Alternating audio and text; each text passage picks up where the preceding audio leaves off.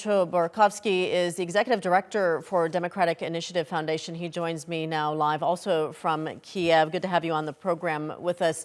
NATO Secretary-General Jens Stoltenberg says Putin is trying to use winter as a weapon against Ukraine. From your perspective, how much more difficult is this war likely to get over the next few months?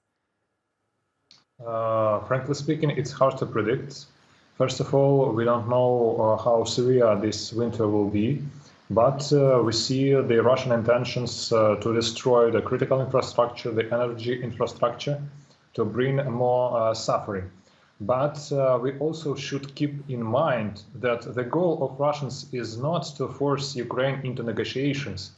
This is the message they are trying to communicate and to impose inside country and in the West.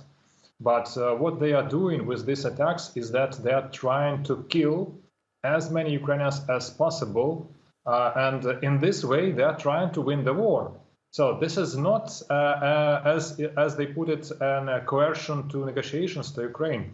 But this is the way of war, the total and genocidal war. And therefore, it's a different story. And therefore, this message Ukraine communicates directly to NATO, especially to NATO, that we need these air defense systems and spare parts plants for our energy system in order to survive in this war and in order to prevail.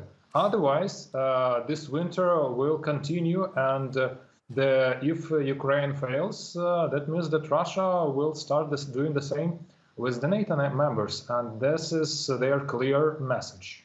So with this NATO meeting taking place in Bucharest and NATO offering continued support, you talked about what's needed.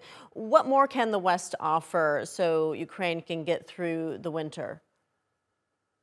First, of course, since the Russians attack the critical infrastructure, the key assets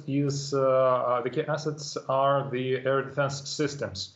Right now, the Western air defense systems showed 100% efficiency. So all the shots managed to shut down all the Russian missiles. It means that if we manage to get as more air defense systems as possible, that would prevent Russians from destroying the infrastructure. So this is right now the key point: the air defense system and more armored vehicles, including tanks.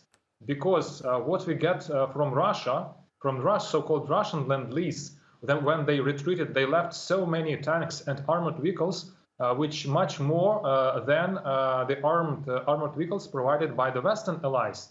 So we cannot rely completely only on the captured Russian tanks and the armored vehicles. We need a modern vehicles from the West. So our message today to NATO, it was delivered by our Minister of Foreign Affairs, is that we need those tanks, we need armored personnel vehicles, which we actually also get from Turkey and from a number of these countries. But we need more in order to protect ourselves and in order to liberate the captured areas.